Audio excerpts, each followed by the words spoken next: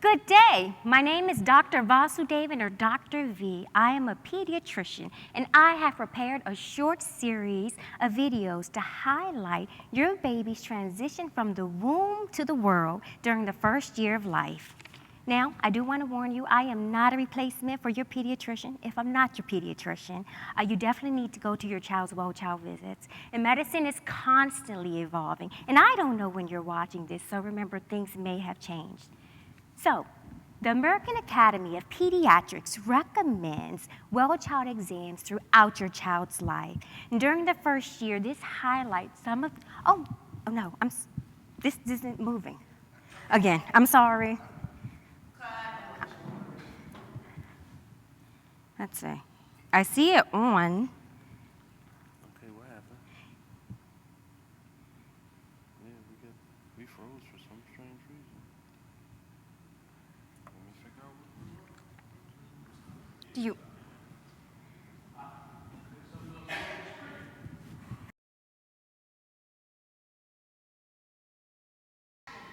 Good day. My name is Dr. Vasudevan or Dr. V. I'm a pediatrician and I have prepared a short series of videos to introduce your little one from the womb to the world. This is not a replacement for your pediatrician. Please attend all of your pediatric visits. During the first year, the American Academy of Pediatrics recommends several well-child exams. And actually, this will continue throughout your child's life. What I plan to do is walk you briefly through some of those visits during the very first year. But again, very briefly, because I do want you to make these visits and address some of the common concerns that arise during the period of the first year of life. So, welcome to week 1. It is official. You and your baby have survived the birthing process. It is now time to acclimate to your new role and your new bundle of joy. So, honestly, during the first few weeks, your baby will eat, your baby will sleep, your baby will poop, and your baby will make wet diapers. So let's begin. The American Academy of Pediatrics, or the AAP for short, recommends breastfeeding your baby exclusively for the first year of life. The American Academy of Pediatrics, or the AAP for short, recommends breastfeeding your baby for the first year of life and to do so exclusively for the first 6 months of life. Now, this is not just for baby, this is for mommy as well. It encourages bonding between mother and child.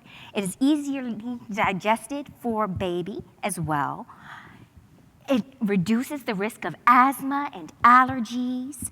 It also, for babies who are breastfed exclusively for the first 6 months, improves their neuromotor development skills, causes them to have less illness overall, less diarrhea, and also reduces sudden infant death syndrome and leads to a higher IQ later on in life.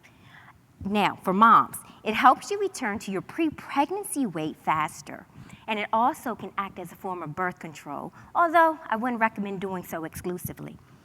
Now that I've covered the benefits of breastfeeding, how often do you actually have to feed your little one? If they're breastfeeding, you want them to go to the breast about 8 to 12 times per day.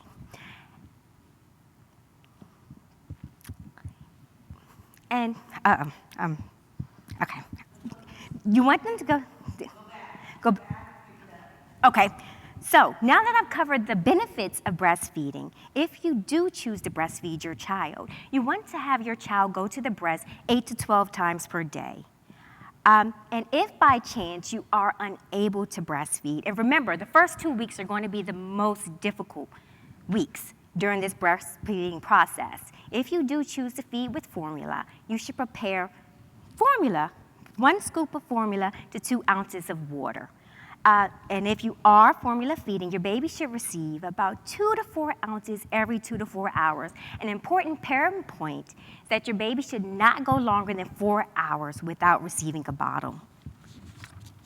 So, how long does breast milk last? If you choose to express your breast milk instead of putting the baby to the breast, if your breast milk is at room temperature, the breast milk will last for approximately 4 hours. And if you refrigerate the breast milk, it can last for 4 days. Now, if you choose to freeze your breast milk and thawed out, that breast milk will only last for about a day. But that frozen milk can last for a whopping year, but it's optimal at about 6 months. Now, if you are formula feeding your baby, a ready-made room temperature bottle will last approximately 2 hours. Refrigerated formula can last for 24 hours. And you want to make sure if your baby's starting to feed from a bottle that you throw that out after the baby has finished their bottle, not to form any bacteria. Okay, so you know how often your baby should be feeding. You know how to store the milk that they receive, but how do you know if you're feeding your baby enough? Your baby will let you know by the number of wet diapers they produce. So on day 1, you'll notice that your baby should have at least 1 wet diaper. And for each day of life, you should see an additional diaper. So by the time your baby gets to day 6, you should notice 6 wet diapers. And from that day forward, your baby will make 6 wet diapers or more. Okay, dirty diapers. Parents are always concerned about their child's stool. In the hospital, you may notice their stool is black and sticky. And by the time you get them home, your baby's stool should transition to a yellow seedy stool. Now, it may go through black to brown to green to yellow, or it may just go from black to yellow. It really doesn't matter. As long as you don't tell me your baby's stool is white, red like blood, or black, I'm not concerned. Now, sleeping. Remember, we're feeding, we're pooping, we're sleeping. How long should your baby sleep? So during the first 3 months of life, your baby's going to sleep a solid 14 to 17 hours in a day. As we progress between months 4 through 11, your baby should be sleeping 12 to 16 hours in a day. And by the time they're 1 year old, they're sleeping 11 to 14 hours in a day. So you say, well, when does this happen? They're not sleeping through the night. Well, babies typically take naps, and they can take as many as 2 naps or 4 naps. And they can last from 30 minutes to 2 hours. So there's a big gap, so please don't compare your child to your friend's child. Now, that they're sleeping, we always talk about, please lay your baby on the back because of this sudden infant death syndrome. So what is sudden infant death syndrome? It's exactly what it says. It's a phenomenon where a baby dies suddenly and unexplained without reason, and we honestly don't know the cause. But what we do know is that secondhand smoke can contribute. Laying your baby on their belly to go to sleep can contribute. Having an upper respiratory illness can contribute. So that's why we always recommend these things. So now, during the first days, what is your baby doing? That little one staring back at you, as small and beautiful and wonderful as they are able to do some things. Believe it or not, they can smell your breast milk. They know where the source of their energy comes from. They hear mommy and daddy. See, they were listening when they were in that womb. And they also can see your face when you're feeding them. They can't see much further than that. Their vision is absolutely horrible. But don't worry, it'll get better. So, this is Dr. Visa sent you for the first newborn visit.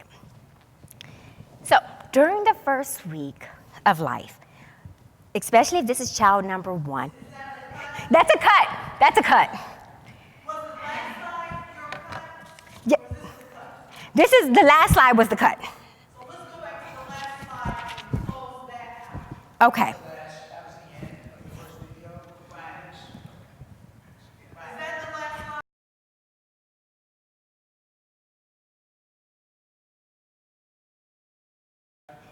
Okay.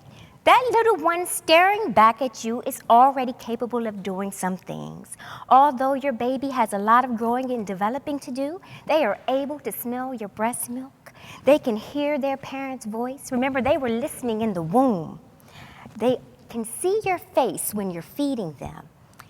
They can't see much further than that. Their vision is absolutely horrible at this point, but don't worry, it will get better in the months to come. And it is a pretty fast transition.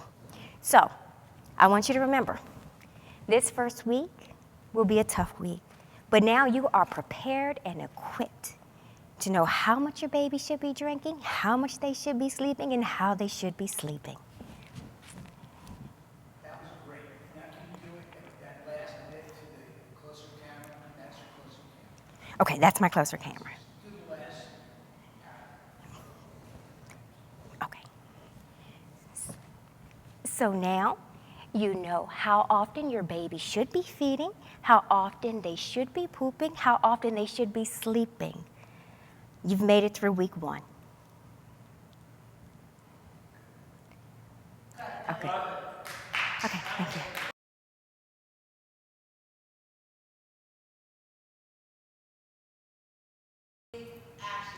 Good day. My name is Dr. Vasudevan, or Dr. V for short.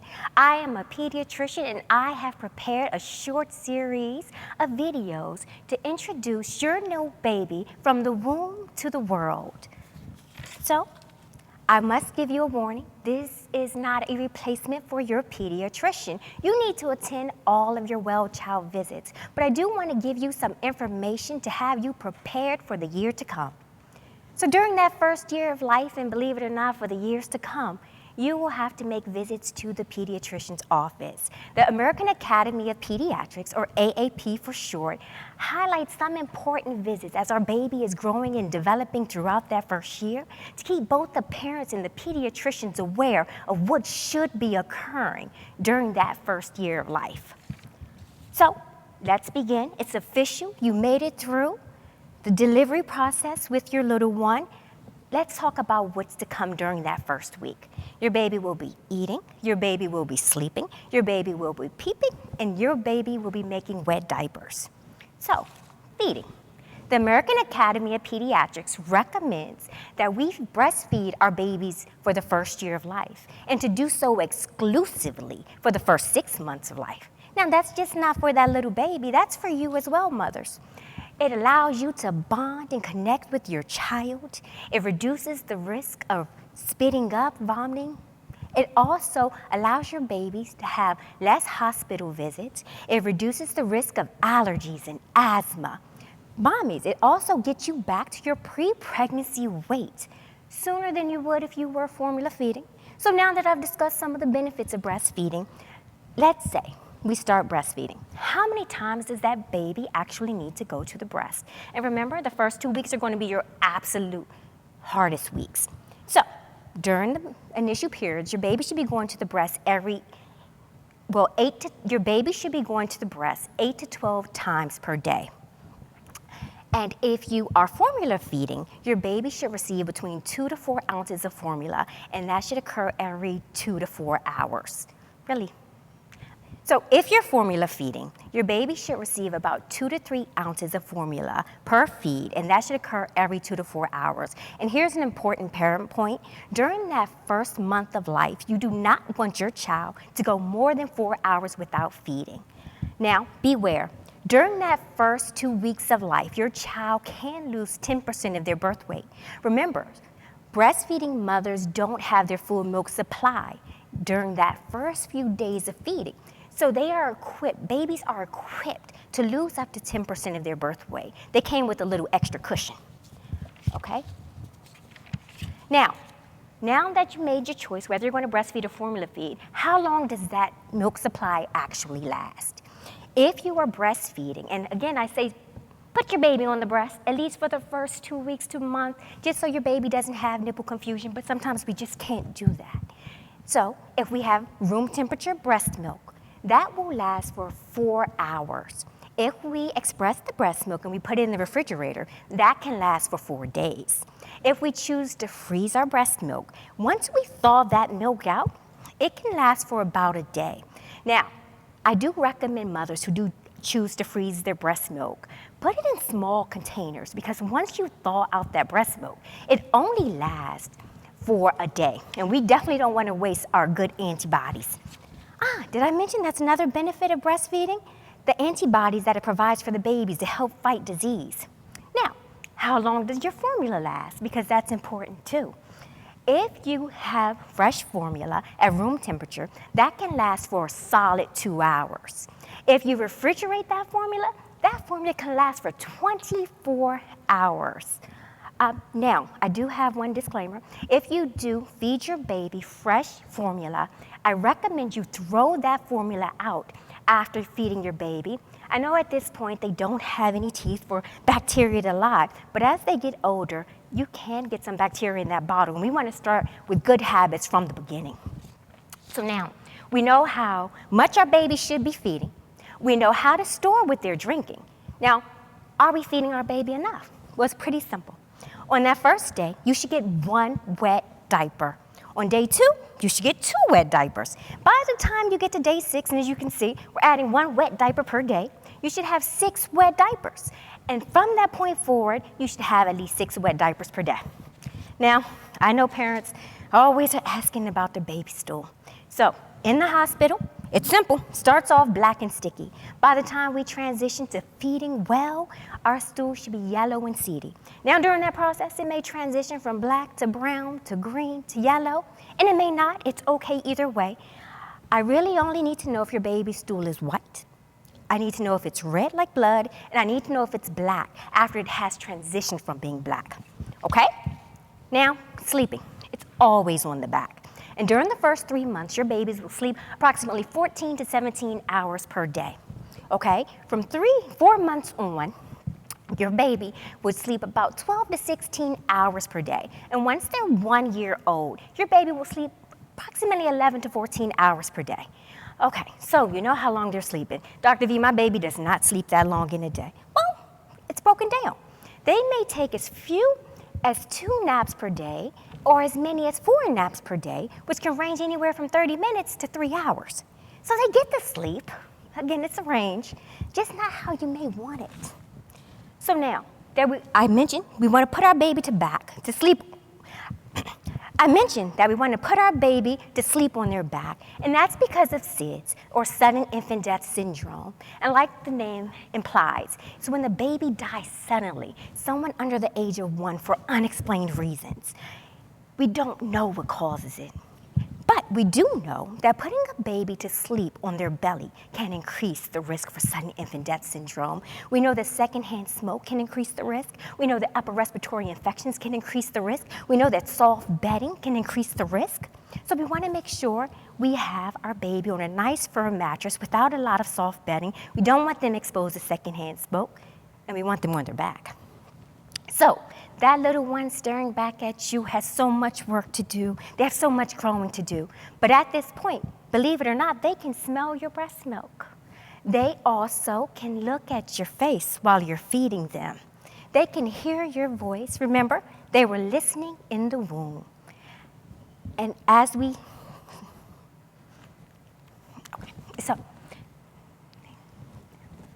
so now we know how often our baby should be feeding, how many wet diapers they should be producing, what their stool will transition from, and what they're capable of doing at this point. We've made it through week 1. Okay.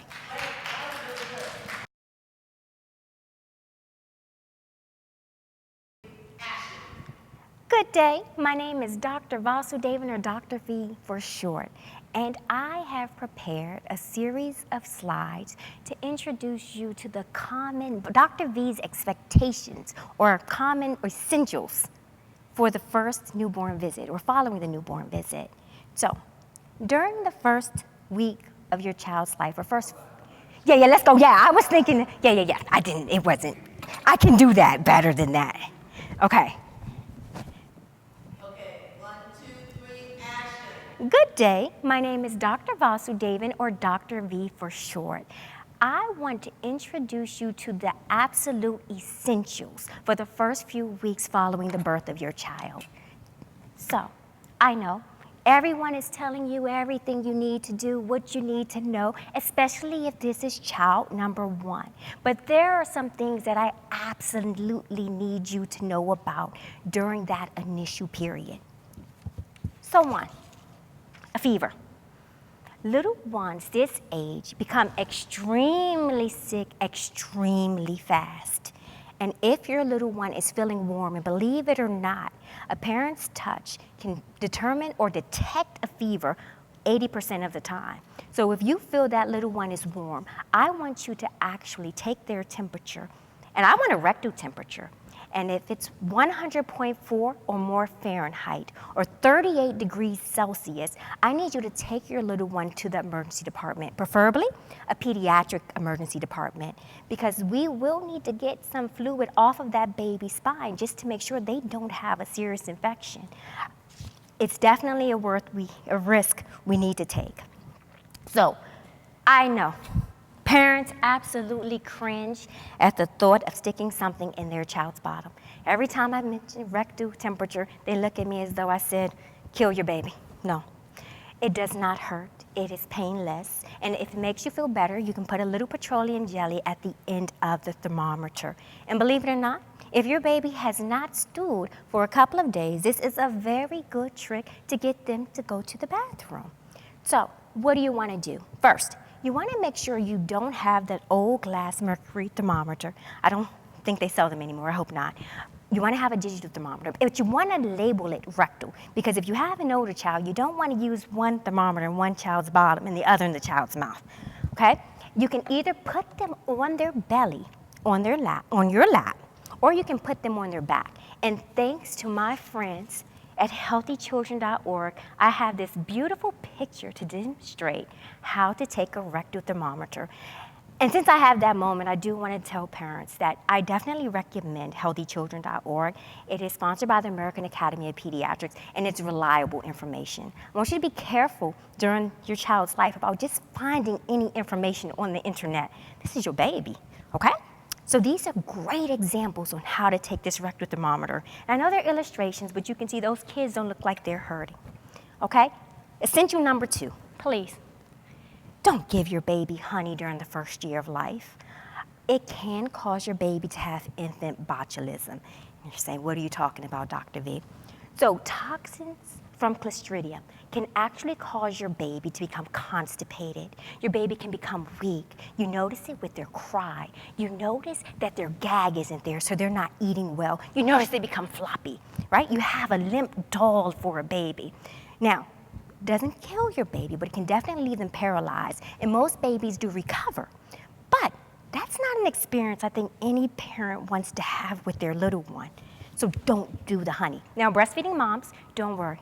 You can have all the honey you like. It does not go through your breast milk. But just don't give it to your baby. Now, never shake the baby. I don't have anything more to add than never shake the baby. After about 3 weeks, some babies can become extremely fussy. They can cry for 3 hours at a time for more than 3 days a week. And I know mothers aren't getting as much sleep as they used to. They're adjusting to this new baby. And it can be hard if your baby's crying in the middle of the night. But shaking that baby can cause them to be blind and lead to brain damage, which is going to cause you a lot more stress in the years to come than a crying baby now. And believe it or not, it's okay to take a parent break. A parent timeout is what I officially call it. Take your baby, place them in their crib or their bassinet. Still don't want to have them in the bed with you. No co-sleeping. And just go do something. Go drink a cup of water. I'm not going to tell you to drink coffee or anything else. Maybe take a shower. As long as you don't leave that baby unattended for hours at a time, it's okay for the baby to cry. It is not abuse. Now, moms, remember, your hormones are dropping, okay? You are not sleeping.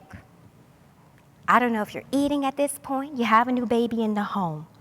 You can feel sad and you can feel blue, but that should not last for more than 2 weeks. If we get to the point where we are feeling sad, we are feeling blue, we are not eating, we are not sleeping, we are crying all the time, we have gone from having baby blues to having postpartum depression. And what I like my parents to know is that if you aren't taking care of yourself, you can't take care of that child in front of you. So make sure you talk to your physician and get assistance. It's okay, and accept help. You don't have to do this by yourself if you have people available to help you.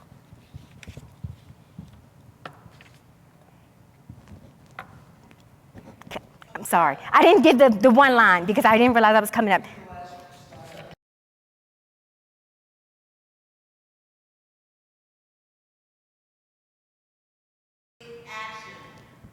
Now, remember, moms, your hormones are dropping.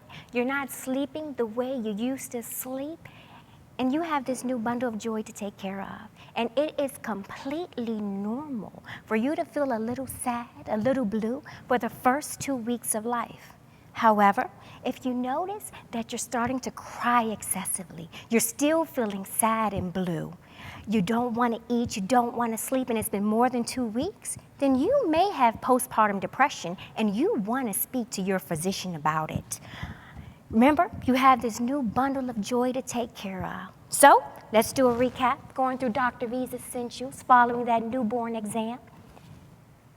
If you have a fever, if your baby has a fever, take them to the emergency department. It's not a game.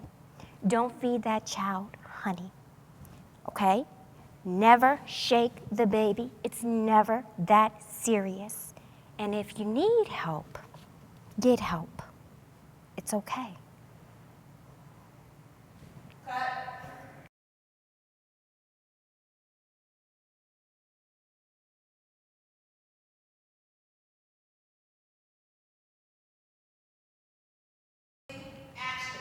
Good day. My name is Dr. Vasudevan, or Dr. V, and I'm going to continue to walk you through your child's first year of life by addressing some common newborn care concerns. So, bathing. Parents always want to know, when can I give my baby a bath? Believe it or not, until your baby's umbilical cord falls off, over the course of the next 2 weeks, your baby does not need to be immersed in water. And that's also the case if you have a male who's been circumcised. We want to make sure that heals before we immerse our baby in water. One of the things we do want to do before giving our baby a bath, if it is possible, is turning the water heater down to less than 120 degrees Fahrenheit, because we do not want our little ones to get burned. So what we can do is get a washcloth, wipe down our baby's neck, because remember, they're messy, and just kind of wipe them down a little bit. And once that umbilical cord falls off, they can actually bathe every 2 to 3 days, especially in the winter. Now, if it's warmer outside and they're going outside quite a bit, you can do it a little more frequently, but that's really all they need in the beginning. Circumcision. So you decided to get your boy circumcised. I don't know. It could have been because Dad said it had to be done. It could be for religious reasons. And it could be that you researched that males who are circumcised have less risk of penile cancer or sexually transmitted diseases. I know you're not thinking about that with your child, but it's real. They're here.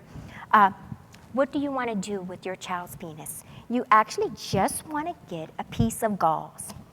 Put a little Vaseline on there and change that with every dirty diaper. Now, in the beginning, you may notice some redness. Don't worry, it's not infected. And after that redness, you'll see yellow crusting develop around their penis. Don't worry, it's not pus. Again, it's not infected. That is your child healing.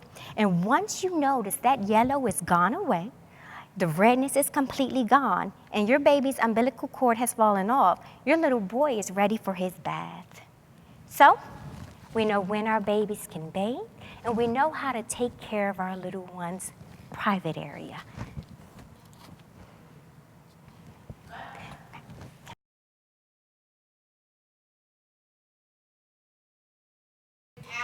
Good day. My name is Dr. Vasudevan, or Dr. V, and I'm going to continue walking you through the first year of your child's life. Today I'm going to address newborn care, our common concerns. So, the first question I always get is, when can I give my baby a bath? Believe it or not, you do not need to immerse your baby in water as yet. Actually, you want to wait until their new umbilical cord, you want to wait until their umbilical cord actually falls off. And that can take up to 2 weeks. So we have some time. So what you can actually do in the process is get a nice warm washcloth, not too hot. Remember, if you can, you want to turn your water heater down to less than 120 degrees Fahrenheit. We definitely don't want a burned baby. And you can just wipe your baby down. Now, once that umbilical cord falls off, or if it's a male and he's circumcised, he's healed, they can start to have their baths. And believe it or not, they don't need a bath every single day. Your little one can go 2 to 3 days without having a bath, especially if it's winter. They're not going outside. They're not in a lot of heat. Circumcision. So, you decided to get your little boy circumcised. I don't know, Dad told you to do it, it's for religious reasons, or you just researched the benefits of having your child circumcised, such as the reduction of penile cancer or STDs, although I know parents aren't thinking about that as yet. This is your baby, your bundle of joy. How are you going to take care of your little one? So, for the first week, you may notice redness, and after redness, the development of yellow crusting. That is not pus. Your baby is not infected. That is him healing. And every day, what we're going to do is we're going to take a small piece of gauze, and we're going to put petroleum jelly on there, and we're going to place it on our baby's penis. And something like an envelope, you're going to put it on there, and you're going to bring it down. You're going to have enough Vaseline so that you can actually seal it at the bottom, and it actually stays. And we're going to make sure we're changing them with every dirty diaper, because we definitely don't want our little one becoming infected. So, that is what we do for our little ones in terms of bathing and taking care of that new circumcision.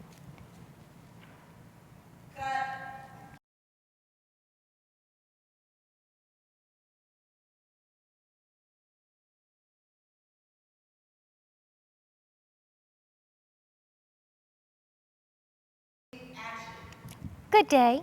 My name is Dr. Vasudevan, or Dr. V for short, and I am continuing to walk you through the first year of your child's life by introducing some of the common concerns between that newborn follow-up to the first month of life. Let's start with, my baby is yellow. So the official term for this is actually jaundice, and babies are usually the most yellow between 3 to 5 days old. So your baby is still developing just the way that you want them to, but it's early, and their body parts, their organs still have work to do. Like I mentioned before, they can't see very far. Their liver, which is responsible for breaking down bilirubin, which causes your little one to be yellow, still has some work to do. In the first 3 to 5 days, it's not quite there, and honestly, although breast milk is the best milk for your baby, can sometimes slow down that process. So what can we do at home? If you notice that your baby is yellow, of course you want to take your baby to their pediatrician so they can check their blood.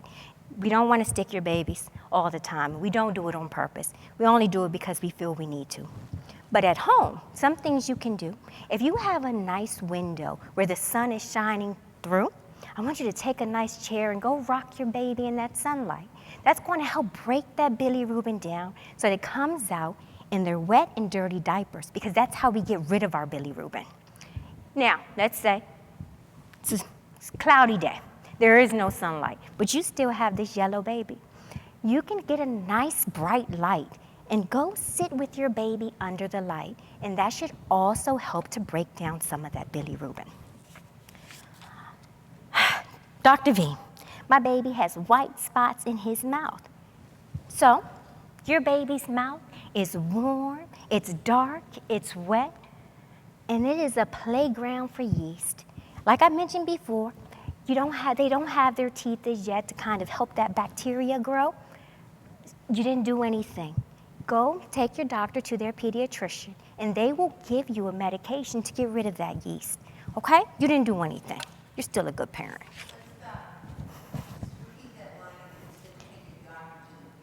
Did I say that? Okay, got it.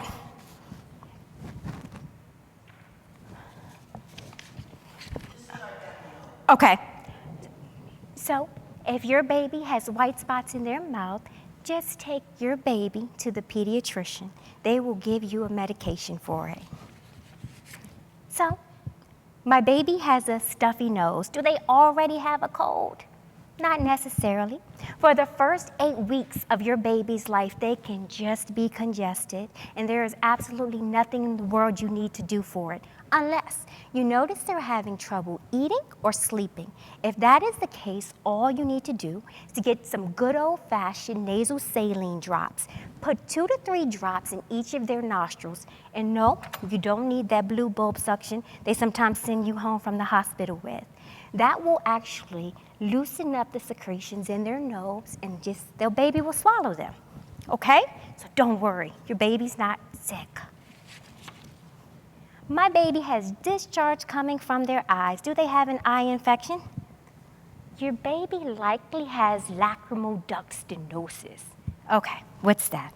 So we all have a drainage system coming from our eyes down to our nose, which then drains on the back of our throat. As I mentioned before, our baby is still developing. And sometimes that little duct right there can be a little narrow. So your little baby is unable to drain the tears that they produce. So what can we do about it? Well, at home, you can make sure your hands are cleaned, your nails are trimmed, and you can simply come from the corners of your baby's eyes and massage down in a downward motion. And you can actually do that with diaper changes. That way you have a consistent routine, because remember, we have to change those babies' diapers. And you only have to do it for about 15 to 30 seconds. They won't like it. They may try to move on you. But remember, they're still pretty young and not doing too much. My baby won't stop crying. Please help me. Your baby likely has colic. So colic typically starts at about 3 weeks of age. It can last for 3 hours. No, it didn't. It is supposed to change.